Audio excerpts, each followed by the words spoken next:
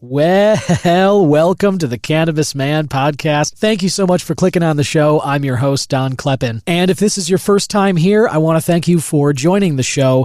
This is a podcast where we're trying to take a journalistic look at all things cannabis. I'm a broadcaster in Chicago. You can hear me do news and traffic on the radio. And I've been a personal cannabis user for about 18 years. And I wanted to combine the thing that I love with the thing that I do. And that's what led me to create this show. And my goal for it was to try and normalize, destigmatize cannabis in my own small way here, but also to speak with experts who are in this very exciting field of legal cannabis, this green frontier which is expanding every single day. And there are people who are doing excellent research. There are entrepreneurs who are making products and services which all of us get to try now in legal states. And there are policy makers, there are leaders appointed and elected who are responsible for creating this legal cannabis landscape. And I like talking with all of those people, and I've got such a conversation to share with you later today. Please leave a rating or a review for this podcast. However you're listening to this, if this is on YouTube, if you're checking me out on Spotify,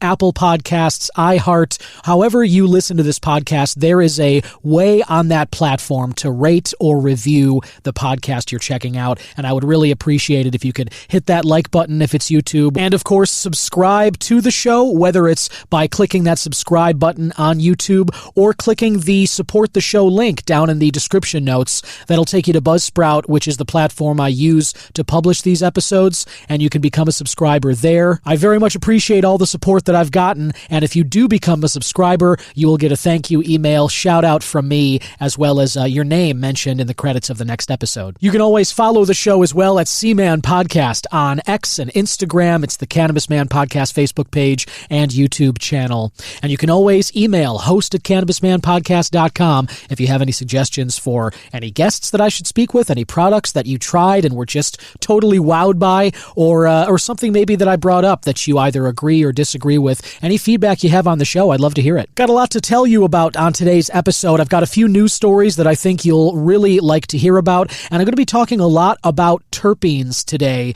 in this episode. I'm speaking with a researcher with Abstracts Tech, and they have made some really incredible discoveries looking deeply into the cannabis plants.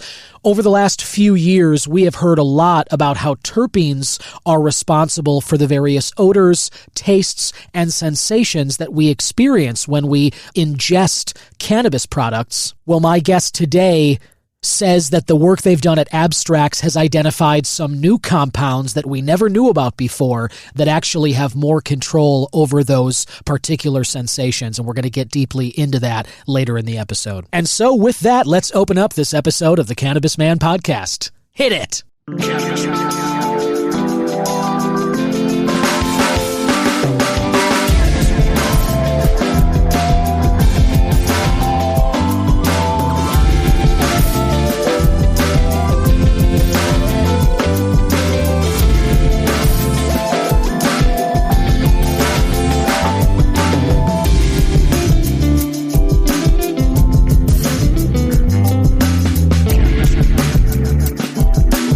This is Tommy Chong, and you're listening to the Cannabis Broadcast.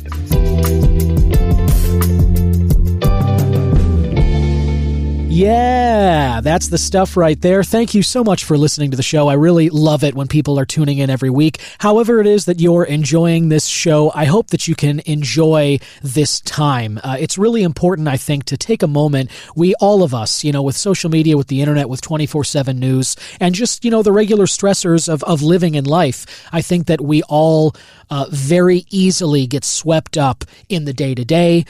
Time seems to pass by pretty quickly, especially when you're staring at a screen for much of the day. And, it's really important, I always say, to really slow down and enjoy the small things in life. Being able to just take a breath of fresh air, to be able to enjoy, some cannabis, to be able to spend time with the people that you love.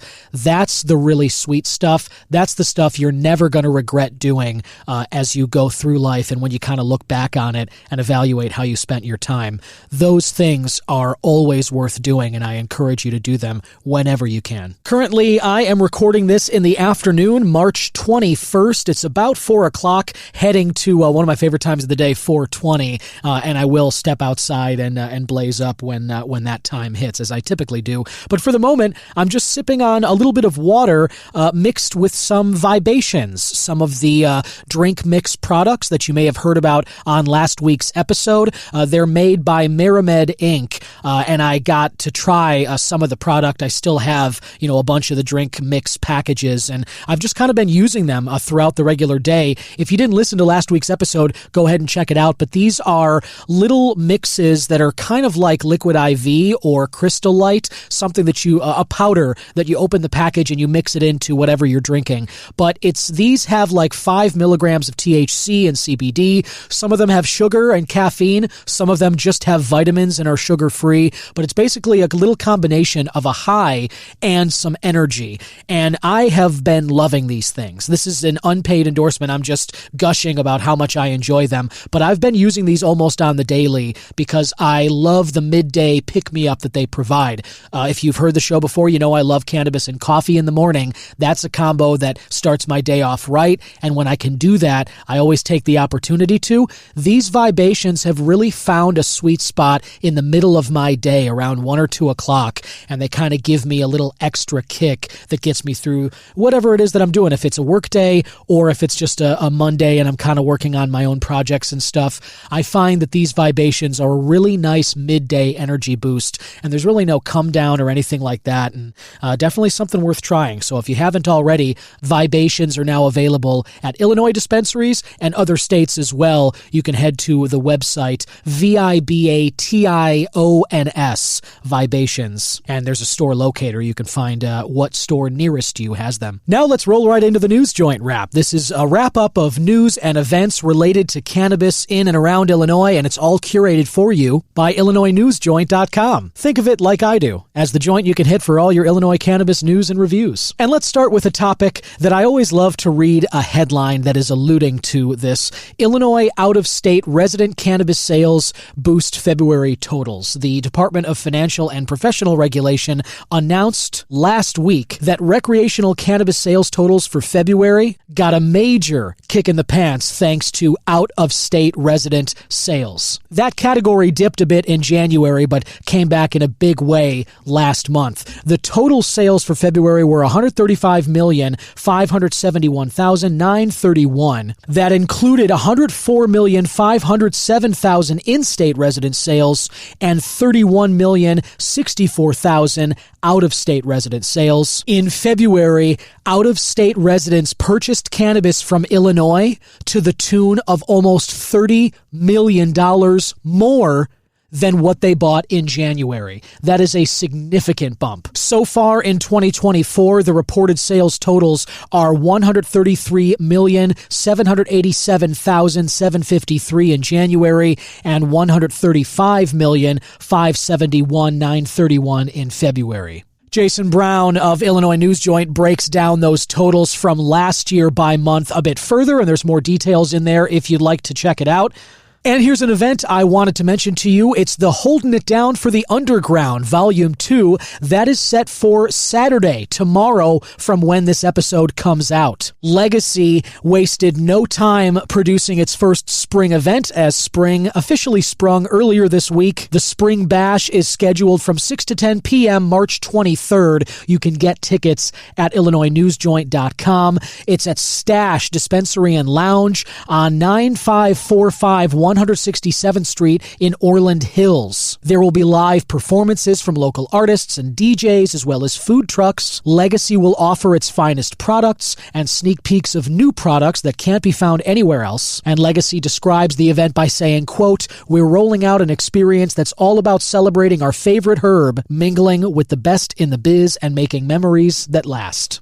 Attendees have to be 21 years and older to enter. You already know that. No alcohol will be served. You can follow Legacy on Instagram at Legacy_IL, as well as on LinkedIn at Legacy Illinois. And you can find at Stash Dispensaries on Instagram, LinkedIn, and Facebook. You can find out more information about that event in the article here. And then there's a couple of reviews, of course. Wild Cherry Gummy by Dr. Consulter, Hash Burger by Belushi's Farm, and Gary Payton Pre-Roll by Galaxy Labs. And there's a dispensary spotlight, Mystic Greens in Lincoln. All of that is there for you and more at IllinoisNewsJoint.com. I really love this time of year. Spring has officially sprung. We've got March Madness happening right now if you're a fan of sports. Baseball season's just around the corner. Weather is almost warm enough to get out and do some golfing. Anything like that. Outside time is fast approaching. Maybe where you are, the weather's always nice. But here in Chicago, here in the Midwest, winter can be pretty brutal.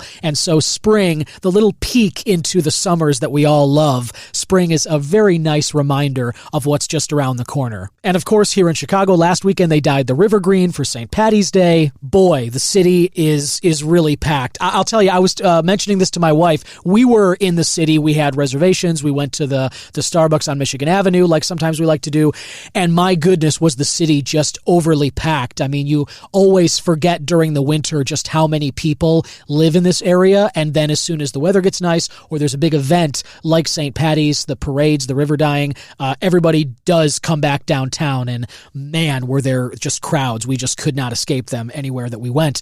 But something I kind of noticed for the first time, it felt to me like St. Patty's is kind of like Chicago's Mardi Gras. Like, we don't, I know St. Louis, some other places, of course, New Orleans, everyone celebrates the proper Mardi Gras in February. But, in Chicago, we don't have like a big Mardi Gras parade. The bakeries put out punchkis, of course, but, we don't really do any outside events or anything major like that. The dyeing of the river and St. Patty's parades, that's like our Mardi Gras. And you've got people, I was down here working, doing news for WGN Radio on Lou Manfredini's show, House Smarts. And of course, I'm doing my newscasts and, I get there at like 4:30 in the morning and my first cast is 5. And I can tell you, I watched the Riverwalk all that morning. The GN building is right there at Columbus and Wacker. We overlook the river, and you can look down and just see Wacker Drive, Columbus, and across the river where people are getting set up to watch the river dyeing. And these people, these Chicagoans and, suburbanites and everybody who's coming to enjoy this spectacle, some of these people are getting to their spots at like 7 a.m., and they have like full cases of beer or bottles of whatever, and you could tell they are already ready to go, if they're not already knee-deep in it. And that's just what makes me think of the Mardi Gras thing. The party and the level of it, I mean, this city just turns into a frat house for that St. Patty's time. And I do kind of love it. I don't really partake as much as I used to, but the vibe is definitely something special. And if you haven't been in Chicago for the river dyeing or the St. Patty's, I can't recommend it enough, but do expect some crowds. But the reason I bring this up is because St. Patty's, I think we all like to have a nice cocktail around St. Patty's or a Shamrock Shake, what the heck. But there are themed drinks. There are themed consumables that I think all of us look forward to around this time of year as well. My wife and I have a tradition where we'll do Irish car bombs on St. Patty's. Kind of, you take the Guinness, you take the Jameson, you take the Baileys, and you kind of, you drop the shot glass right into the pint glass of Guinness, and you shoot it back, and the whole thing somehow comes out tasting like chocolate milk. It's just it's a crazy thing. We love it, but Gretchen is almost 9 months pregnant, so we didn't do the car bombs this year. We found some alternative mocktails to kind of throw back together. She made us both some Shamrock Shakes at home, which were delicious. They tasted like the real thing. And we also did some kind of like citrusy, fizzy bombs and stuff like that. So we went without the alcohol on St. Patty's properly. But of course, I had like a little bit of a glass of whiskey later that night. Everything was great there. But if you're looking for an Irish car bomb or any other cocktail that maybe you've been craving, maybe last time you were out, you asked for a Manhattan up, with Buffalo Trace base bourbon, and maybe they didn't have the stuff to make the Manhattan exactly the way you like. Maybe you went out looking for a Grasshopper, some alcoholic St. Patty's drink, and nobody had it. Maybe you couldn't find the car bomb that you were looking for, or a margarita, because any time is a good time for a margarita. You know who has these cocktails all the time, just waiting for you to order a bundle? Is Camp Craft Cocktails. That's right. These are high-quality ingredients along with recipe cards that are shipped right to your door. You can have the cocktail you've been craving right now. You can choose whichever spirit you like. If you're a tequila drinker, if you're a gin drinker, if you like whiskey like I do, if you're a rum or vodka person, or if it's zero proof. If you like to make mocktails, there are some really interesting spirits that Camp Craft Cocktails has as well. You can get gift sets. If you think somebody else loves to drink a certain drink, you can send them a bundle so that they can make a batch of these cocktails over the course of a month. You can subscribe to Camp Craft Cocktails if you try something that you love and you know that you're going to want to have this regularly. You can subscribe so that a monthly box will be delivered to your door. If you're not sure what you'd like, but you're just in the mood for a cocktail, you just go to the website and you can select certain drinks: aromatic citrus, hibiscus ginger lemon, sangria, pineapple jalapeno margarita, flow Rita, and brunch punch. Just a few examples of the many, many options they have on the site. So if a drink sounds good to you right now or the next time that it does, just scroll down in the description notes and click on the Vouch Store link. It'll take you to the Cannabis Man show page, and you can order your own Camp Craft cocktails, and they'll be there the next time you're thirsty. Listener, my guest today has some very fascinating information to share with us. He is a part of a company who is doing some in-depth research into cannabis. You know, I've talked a lot on the show about how exciting it is to be alive at this time when cannabis and the acceptance of it, the legalization and normalization, is moving forward, and we're all waiting to hear from the DEA about a potential rescheduling and reclassifying, which will open even more doors. So it's a very exciting time, and as more researchers are looking into the plant, they're finding out even more exciting things about it. And one of the companies that's doing exactly that is Abstracts Tech. And recently, there was a study that they released that identified some previously unknown compounds in cannabis plants, and they say that those are a lot more in control. Those are a lot stronger in controlling the different aromas that differentiate between cannabis strains.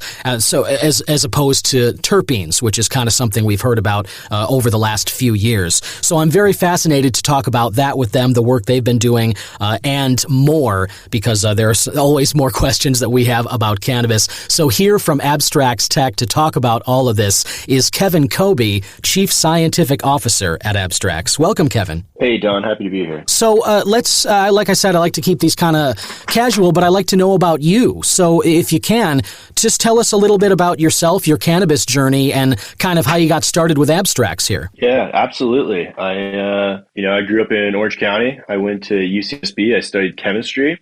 After that, I went and followed the path a lot of people in the industry follow. I went and started off as a trimmer. Then I moved to be an analytical chemist in, one of the QC labs here in California. Then I went to manufacturing with CO2. I got the chance to start building labs in California. I took that chance. And then I started the brands Loudpack and Kingpin. I brought all their manufacturing in-house. We won a lot of cannabis cups at that point in time. Post-legalization, 2016, 2017, I started Abstracts with my brother Max Koby and my other business partner, Jack Pete. And, the rest is history from there. Very cool. And it is a cool journey. It sounds like, you've been plugged in from the early days, like a lot of us, pre-legalization, kind of that Wild West time before there was any kind of regulation to what was going on here. But I do see on the Abstracts website that you've won 10 cannabis cups. Is that right? Yeah, more than that. It's probably closer to 15, 16 if you're counting concentrates and vape pens. Oh man, I mean that's incredible. Congratulations, and obviously you do know what you're doing. I mean they don't just give those out to anybody, even though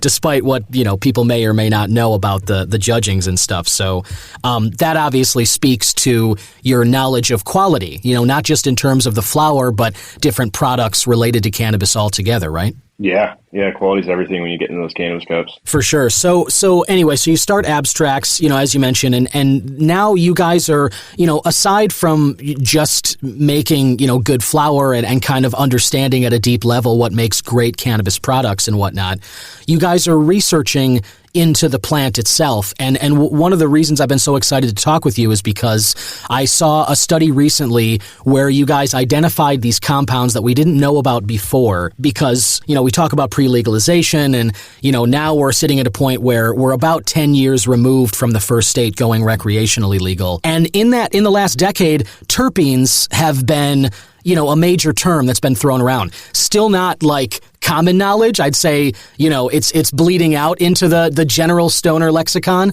but there's still like, that's been a popular term that's been thrown around. And people are kind of saying that terpenes have a lot of control over the aromas as well as the feelings. But it's based on what you guys have recently found, these new compounds have a lot more control over those things as well. So would you mind talking a little about the new compounds you guys have found? Yeah. The first paper we published in November 2021, that was The Science of Dank. And that was a discovery of the volatile sulfur compounds in cannabis. And that's the first recording of volatile sulfur compounds in cannabis. Those are otherwise known as like thiols. And the big thing about that is that, everyone talks about terpenes, and terpenes are floral, they're herbal, they're earthy. And, your nose can detect those pretty readily. Your nose is very sophisticated. But with these thiols, and only a little bit of these thiols goes a very, very long way.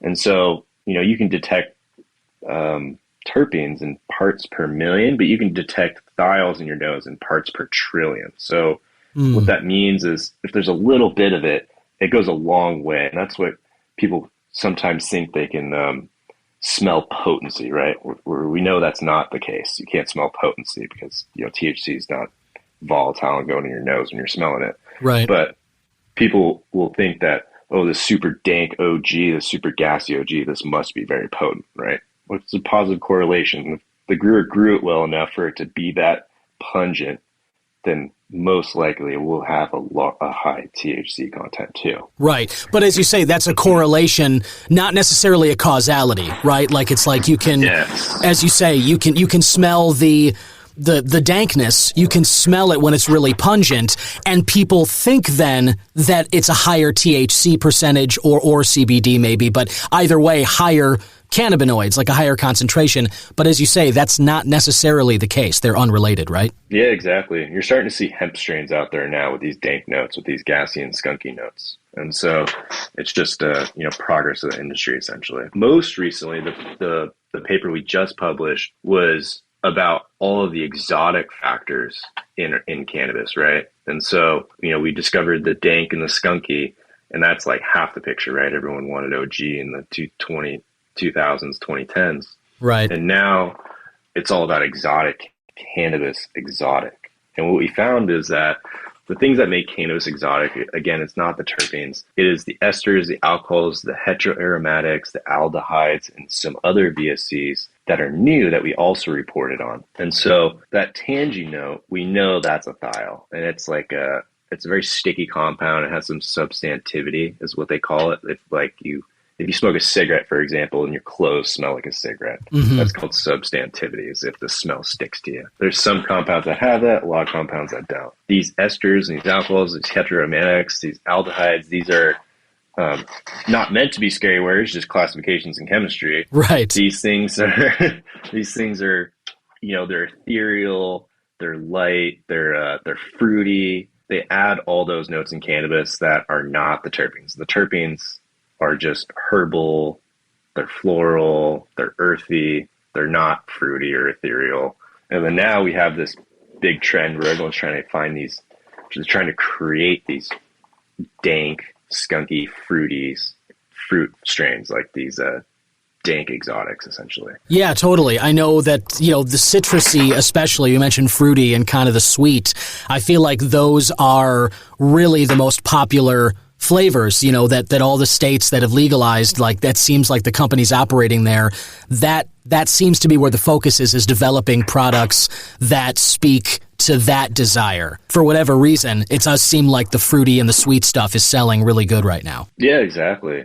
And it makes sense, right? You'd want a fruity, everyone likes better flavors at the end of the day. So yeah, I would prefer to have a better flavored cannabis than a nut. I don't want my cannabis to essentially like taste like a ground up grass. Right. Right. Yeah, exactly. Nobody wants to smoke what's in the lawnmower bag. You know what I mean? Like it's you rather have something like, the fruity pebbles, the kind of orange and lime stuff.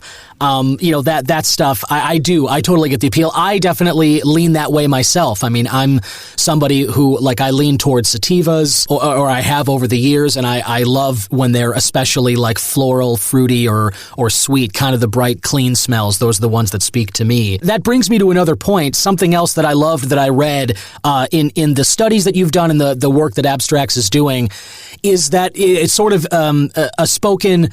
What I've talked about on the show a lot is that there's an oversimplification of categorizing cannabis compounds as sativa, indica, or hybrid.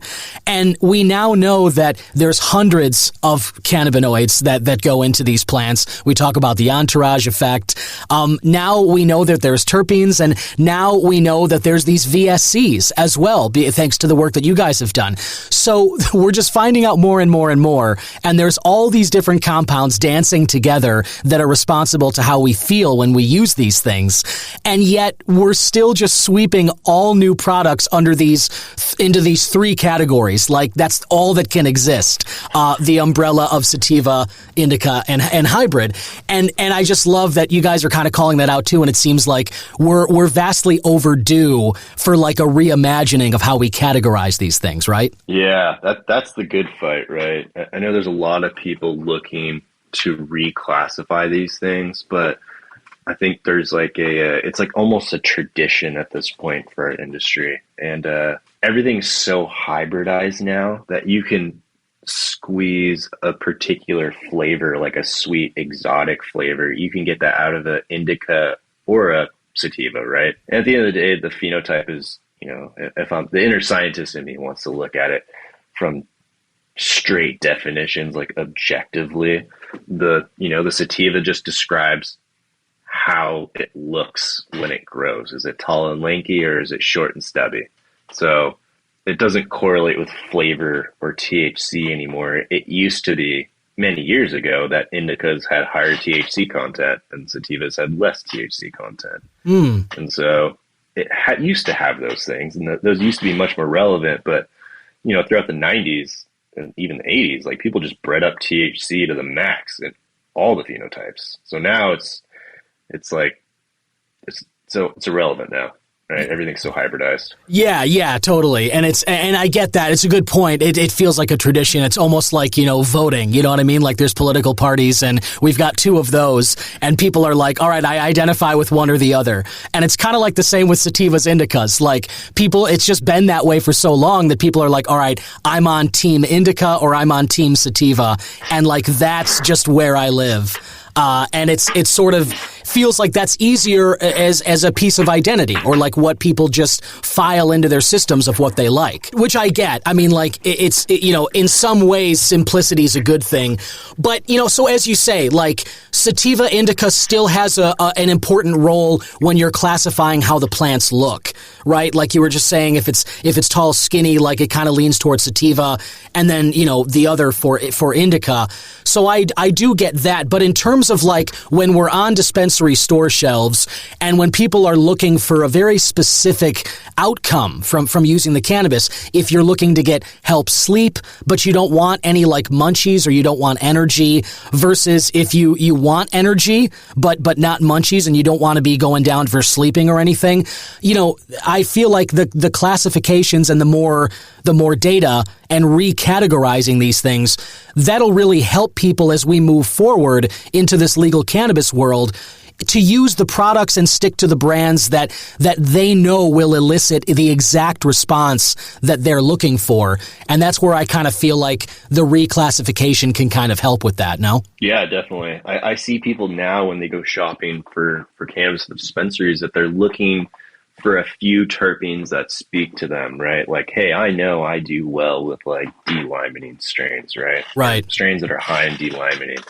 And like, that's a step in the right direction, in my opinion, because people are starting to look beyond just THC. That's positive. I mean, that's progress in my mind. I agree completely. I think ever since that this has kind of started, one of the things I've been most excited about is to not just, kill the stigma and normalize and kind of make it as acceptable as some of the other substances we lean on in society, like alcohol and caffeine and sugar and all that.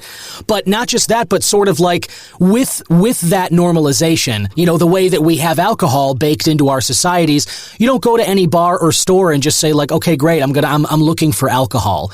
Everybody has their spirit of choice: vodka, tequila, whiskey, bourbon, beer, wine, seltzers. There's so many subcategories of this big umbrella of alcohol. And for so long, it's just been weed for so many people. It's just cannabis is just that. And to be able to kind of have these subcategories of people going, as you said, to dispensaries looking for specific terpenes, looking for profiles that they know are going to get them closer to kind of where they want to be, instead of just taking the bag of whatever your dealer had and just kind of taking that and being like, hey, this is the best I got. I love that we're getting more of these options now and finding out more of these, about these products from some of the research that's being done at like places like Abstracts. Is that in the future that it is sort of setting up? I think it's very exciting because people want more options in terms of, how they live their lives, right? Yeah, 100%. I think if you're looking back into prohibition and alcohol, I mean, that's a great example. Is when it just legalized, I don't think you had a choice. You couldn't just walk into Bevmo like post-prohibition and be like, I feel like beer or whiskey or tequila or something like that today. It's like, hey, you get alcohol. That's yeah. It. We got bathtub gin or we got whiskey or moonshine, Yeah, right. You get what we have in stock, which is only X, Y, or Z. Yeah, totally. Yeah. And so now people get all these choices and they're discovering that, oh, hey, I really like this one. This one's a whole lot different than the one I had, last week or last month. So, I think naturally the consumers are going to start adapting their taste and figuring out what the difference is. And they're going to realize it's not the THC. They're going to realize that's pretty constant. This conversation we're having now, it's making me think, like, in terms of these VSCs, the volatile sulfur compounds that Abstracts has discovered, as well as the newer ones, these flavorants, I believe, the volatiles that we were talking about that dictate, odors and such. Moving forward, it's fascinating. Like, do you think that these VSCs will maybe overtake terpenes in terms of what's most important to people? Like right now, they're looking for those in dispensaries, but do you think we'll get to a point where people will be like, all right, I'm looking at the VSCs or I'm looking at the flavorants to determine what I'm going to have? I think, yes, it will happen, but probably not in the way that we're thinking about it today. I think when people go and they buy beer, right? They're like, I want a beer that's fruity, it's not too hoppy, and not too high of an alcohol content, right? Right. Or, hey, I want a fruity lager or a light lager, or, hey, I want a really, heavy IPA. And consumers know that from like, they're describing their experience and understanding what the flavors they like are, having brand loyalty to a certain extent. And so I think in the future, and something that we're working on, is making this data much more consumable and friendly for people, so if they know what type of experience they're going to get from a product that they're looking at a shelf on the dispensary. There's more and more need for that today because, there's a huge thing that happened like before and after COVID. Like when I used to go to the dispensary, I used to smell every single flower to see what I wanted. And now when I walk into the dispensary, they're like, oh no, you can't smell it. And I'm like, oh, well, how do I make a decision now? Totally. And I'm like, I can only well, what's that top shelf one harvested at? That's $80. Like, oh, it was harvested 3 months ago. I'm like, what about that bottom shelf one? They're like, that was harvested, last week. And I was like, okay, well, want that bottom shelf one then. Yeah, totally.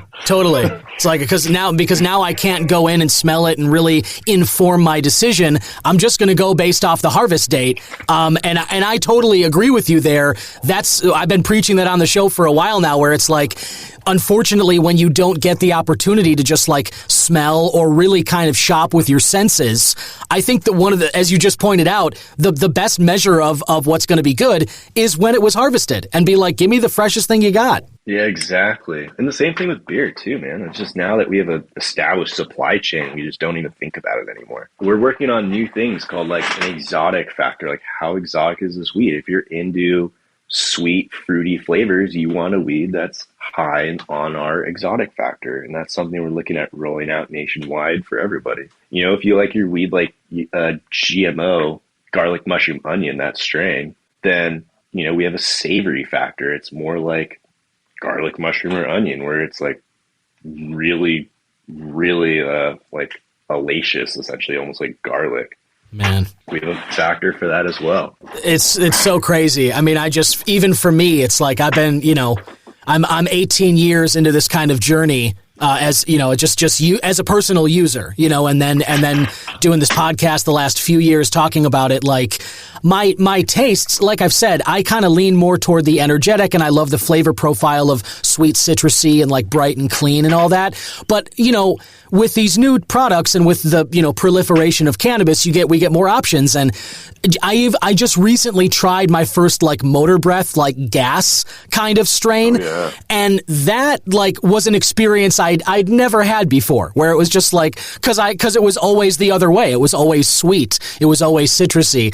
And then to try like, oh, this is named motor breath. So I'm like, okay, we'll see how it goes. And to actually feel like I just inhaled something from the gas line, was crazy. And then you just mentioned garlic, mushroom, and onion, which sounds like a delicious meal, and I'm like, I want to try that. But just even the existence of a whole savory profile of a cannabis product, knowing that your nose and your taste buds could like pick up on that. Like, this is the stuff that I still get geeked out about in terms of like what's possible in the world of cannabis, Oh yeah. I mean, currently I'm smoking on like Mimosa Cross GMO from 710, and like that's just both of them smashed together essentially. So you get sweet oranges and alaceous tones. Yeah, it's like a breakfast buffet. You got a breakfast buffet going on there. Yeah, exactly. No, that's awesome, really. And I guess, one thing I'm interested in too, like, let me just say, you talk about the some of the compounds that you were just mentioning as part of these VSCs. I was really, really floored to even just realize that there was alcohol in, like, as that, and as you say, it's like, it's a word that's just meant to be a chemical classification, but obviously we have like a societal equivalent to what we think of when we say alcohol. And so, I never would have guessed that there was any present in cannabis, but, can you talk a little about like what the role that alcohol plays in terms of these VSCs?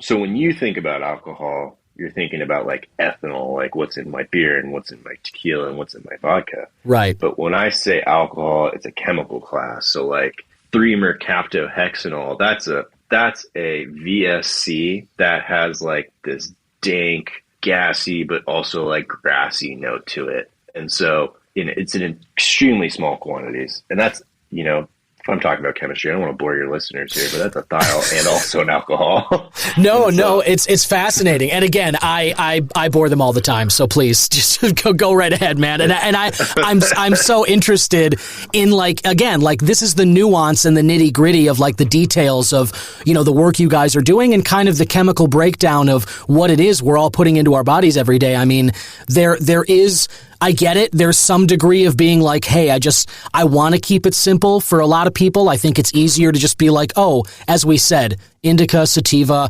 I like this and that. And I just kind of decide between those two things. But, as we move into this space where it's becoming a bigger part of our lives, it's more normalized and more regulated and stuff, knowing stuff like this, what you're talking about to me is like, I think this is important. It's just going to make for better and more informed decisions from all of us. That's going to be the hard part, is like, how do we create it in a way that's consumable and, really welcoming, essentially, in a way that someone would find value in that.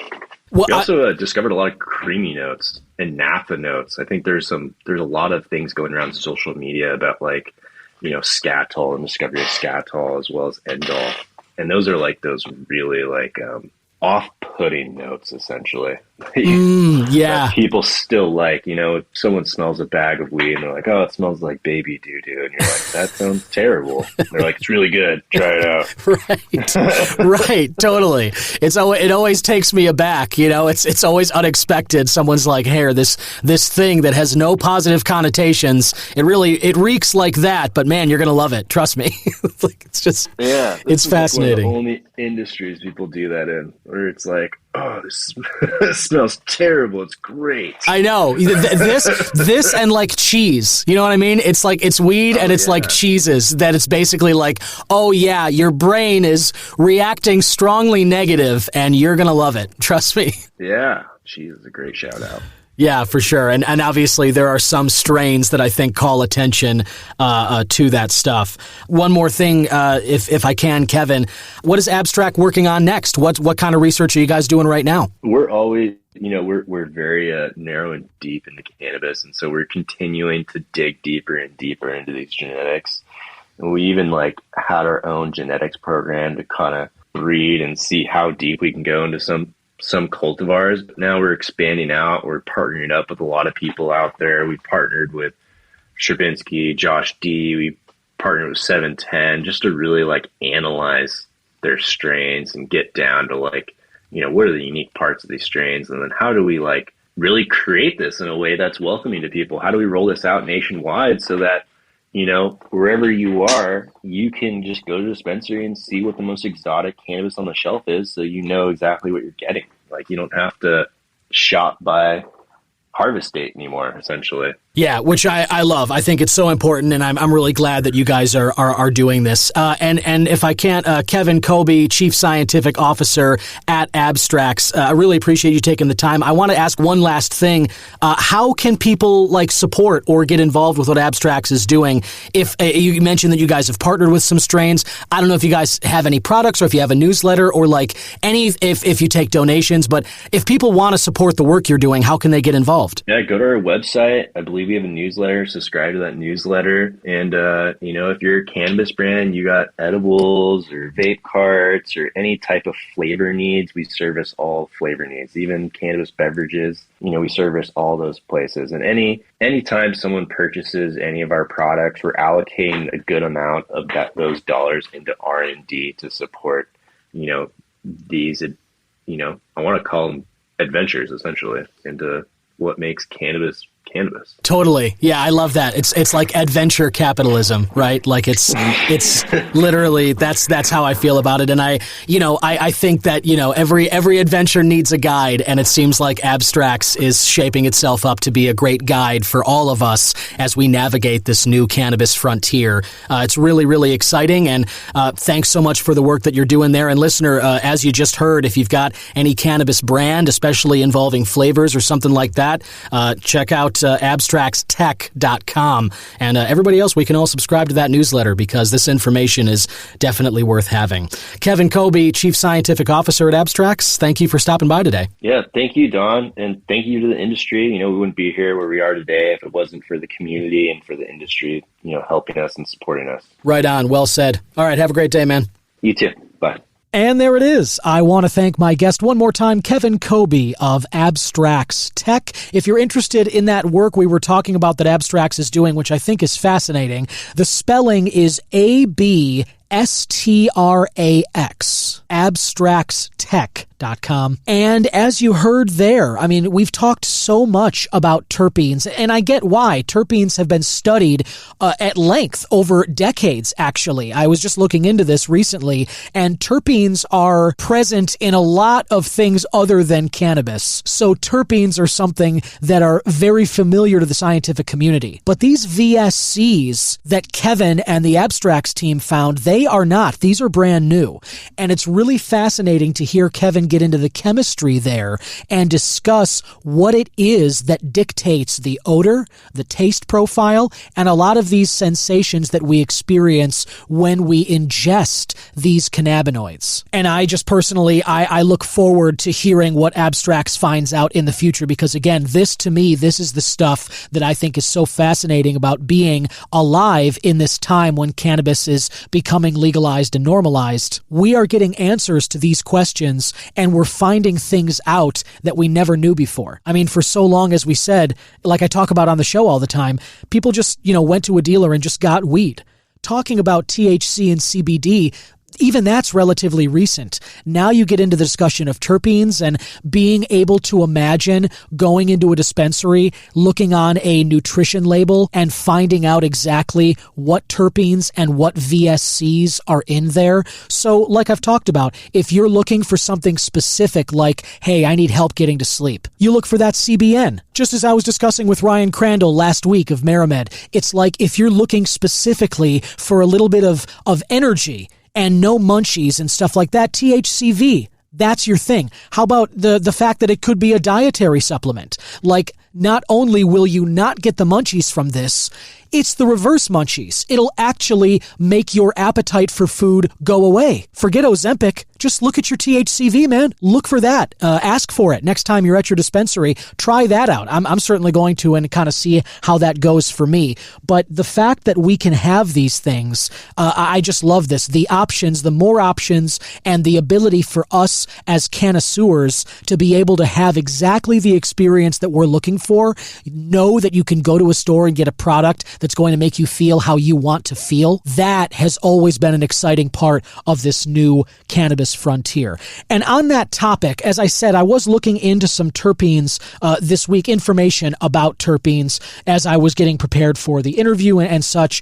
And I also, you may recall, if you've listened to the show for a while now, you may remember my interview with Joe Mazza of Compassionate Clinics of America. I am a big fan of Compassionate Clinics of America. It's one of these companies that helps people get your medical card in the states where they operate and the states where medical cannabis is legalized.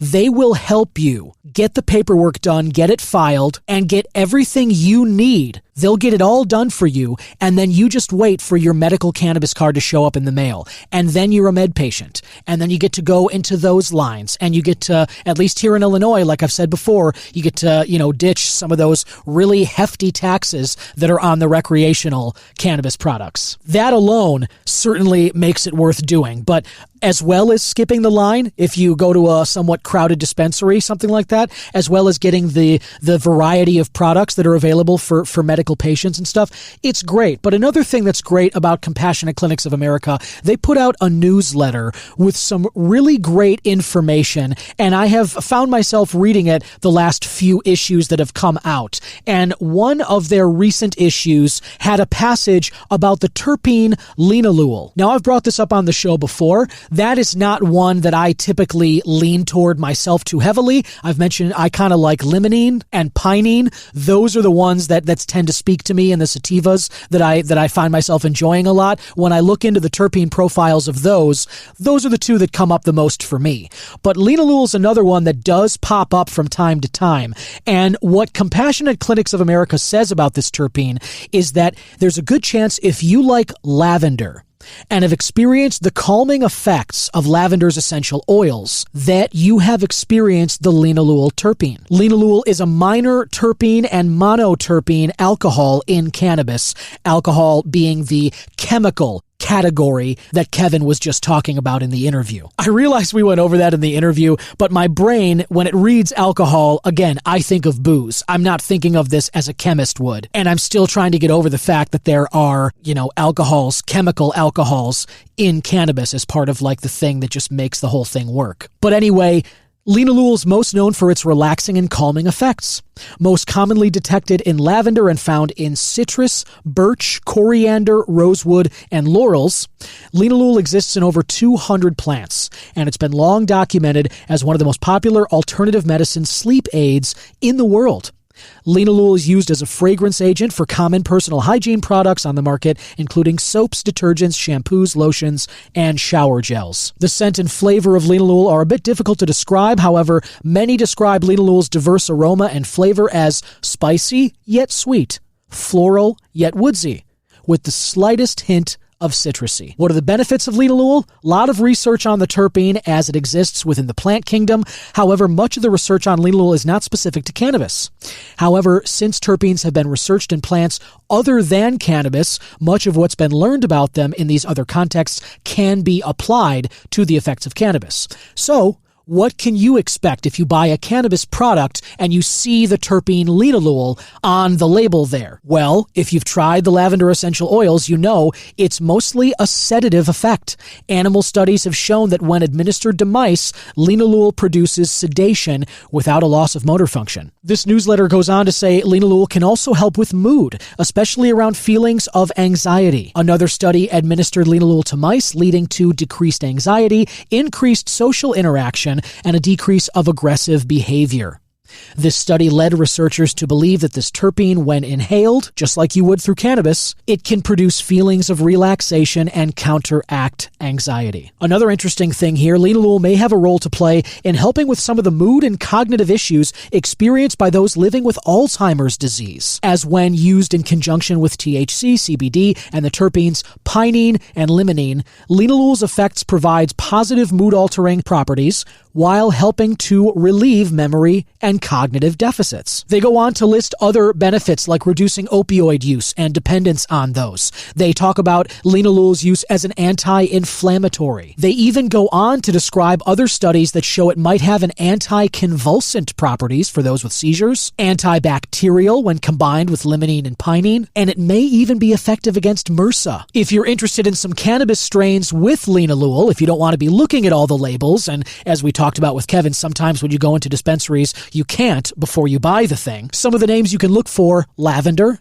Lavender Kush, Do-Si-Do's, Amnesia Haze, Fruity Pebbles, LA Confidential, and of course the classic Granddaddy Perp. That's about it for that particular article, but even so, there are more articles in this newsletter, like a definitive guide to Rick Simpson oil, RSO, which I've certainly talked about on the show, and there's more discussions about terpenes, other common ones aside from linalool, like the pinene, like the limonene. So I will share a link to this newsletter, and I encourage you to read it, subscribe through the Compassionate Clinics of America website, mycompassionateclinic.com. One more article that I thought was worth bringing to your attention. This came out yesterday from when I'm recording this. That would be March 20th, which also happens to be my sister Kelly's birthday. Happy birthday, Keeks. Hope you had a great one. But I thought this was worth bringing to your attention, listener. This is from our friends at marijuanamoment.net. And the headline reads, 21 state attorneys general push Congress to regulate intoxicating hemp products. This is a topic you may remember I discussed it with the guests I had from S3 Collective. That would be Alina Rodriguez and David Valencourt.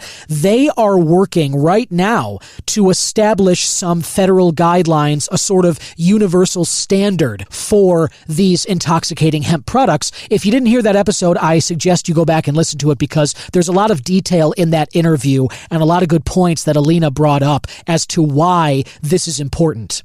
But this article lists some of those too, and the development here, the news part of this, is that attorneys general from 20 states and Washington, D.C. are asking congressional leaders to take action on intoxicating hemp products that became legal through the 2018 Farm Bill. I've talked about that on the show many times. You know, if you've listened, that that's been extended through this year. Normally they last 5 years. This one has been given a 6th year, and everyone who got into business under protection of this Farm Bill, I think, is probably wondering what the next one is going to entail. But I digress. Federal lawmakers should amend the definition of hemp, they wrote in a letter this week, and clarify that states can take their own measures to regulate the plant and its derivative products. A quote from the letter reads, "As Congress prepares to embark on a new 5-year reauthorization of the Farm Bill, we strongly urge your committees to address the glaring vagueness created in the 2018 Farm Bill that has led to the proliferation of intoxicating hemp products across the nation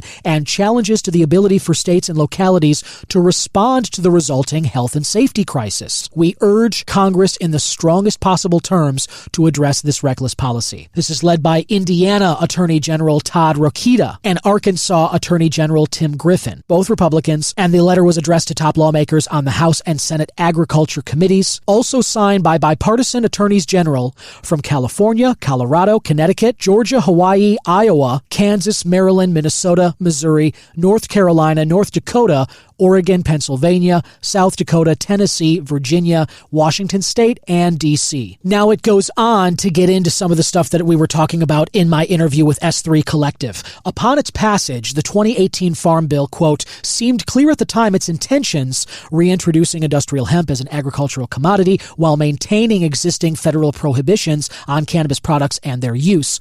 But," it goes on, quote, "bad actors have exploited that reform, and the reality is that this law has unleashed on our states a flood of products that are nothing less than a potent form of cannabis, often in candy form, that's made it attractive to youth and children with staggering levels of potency, no regulation, no oversight, and a limited ability for our offices to rein them in." End quote. The group calls for much needed improvements to the statute that would, quote, "clarify that there's no federal hemp intoxicants loophole," though the letter does not detail how such a statute might be crafted.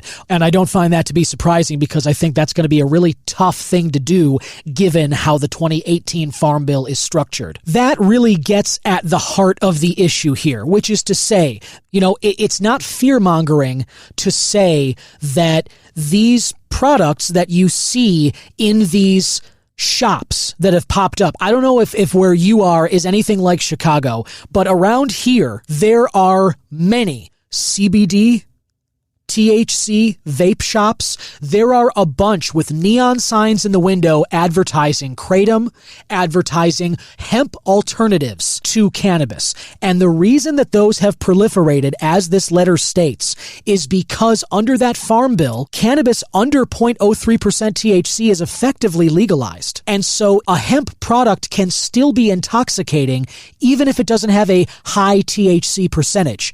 And the real kicker of this is that these alternative products, the ones that don't have above that level of THC in them, they are not subject to the same regulations and the same investigation that cannabis products that do have that level of THC are subject to. Here in Illinois, we have several government bodies that are responsible for looking into these products just like other farmed products. There was a Sun-Times expose last year that talked about bad cannabis products with too much mold, too much mildew, too many issues that brought them below the standard of acceptable to sell on dispensary store shelves. There is no such regulation for these alternative hemp-based products.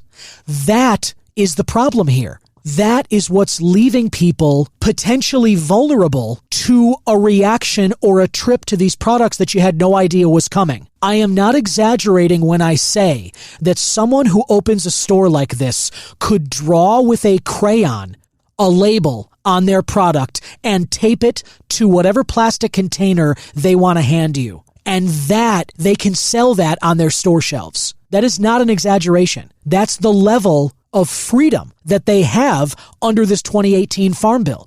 Unless somebody reports them to a government body, even then, just as this letter says from the state's attorneys general, they cannot rein these actors in because there is no such language in the Farm Bill that gives them the right to involve themselves in these businesses. So I'll leave it there. I'll share this article like I always do in the description notes. I encourage you to click it and read up on this yourself. But this idea of regulating the hemp-based products, not just cannabinoids here. We're not talking about THC, CBD, all the terpenes, all that stuff that I was just talking about with Kevin, all these things that are very exciting in the legal cannabis space. Imagine that there is sort of a green-lit black market, at least a gray market, where people can sell their homemade whatevers, whether it's edibles, whether it's hemp products, whether it's concentrates, whatever. But the THC, the Delta 8s, the Delta 10s, these sort of substitutes that you've heard about, they are not regulated the same way that THC and CBD products at dispensaries, whether medical or recreational, are regulated at. So that's something to be aware of. If you live in an illegal state and your only options are these Delta 8, Delta 10s, these hemp-based alternatives, just know that you're kind of risking the unknown when you go in there and you buy those things. Again, I get it. It's easy for me to say this here living in a legal state of Illinois now. I understand it's tough, but you know what? My advice, take a drive. There are 20 some states which have legalized adult recreational use of cannabis for those 21 and up. If you're over 21 and you're in the US, there's a state that's near to you that you can cross the state lines and get yourself some cannabis products. Come here to Illinois. Hop on an Amtrak line.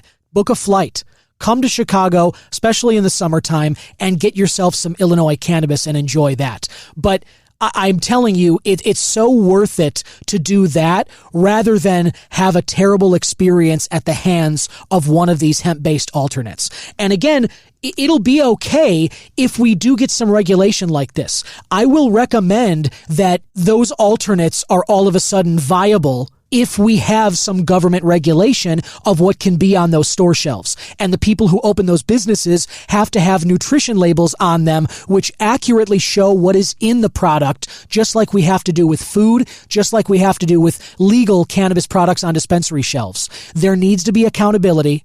There needs to be universal standards, and there need to be measurement sticks, and there need to be consequences if somebody doesn't measure up. This is the work that S3 Collective is doing. This is the stuff that is being worked on in different states. Some states like Colorado have already adopted some S3 standards, and that work is very exciting. And again, I highly encourage you to check out the work of S3 Collective. Go back and listen to that episode with David and Alina if you haven't already.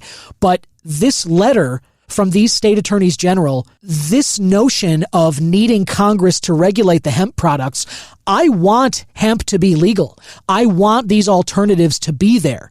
But we need the same regulation that regular cannabis products get too. What we don't want to happen is to have somebody die, to have somebody experience some awful side effects from some bathtub gin version of a cannabis alternative at one of these shops.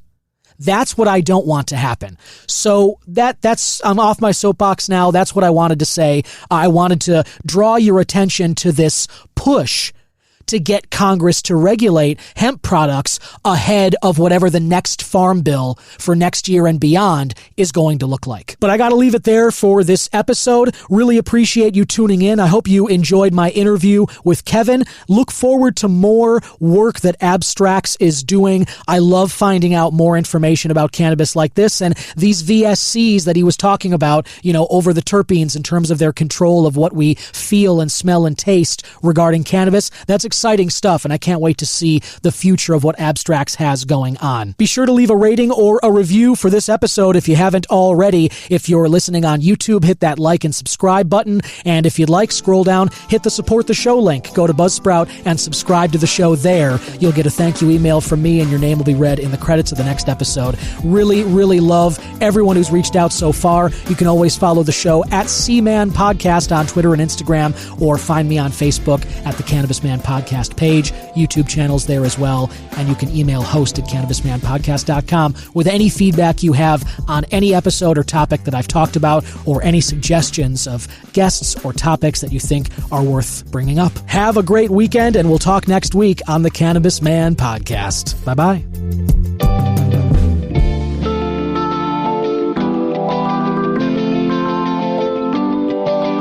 Cannabis Man is 100% originally crafted by myself, Don Kleppen. Original theme music written and composed by Yusu Kim, aka Good Son.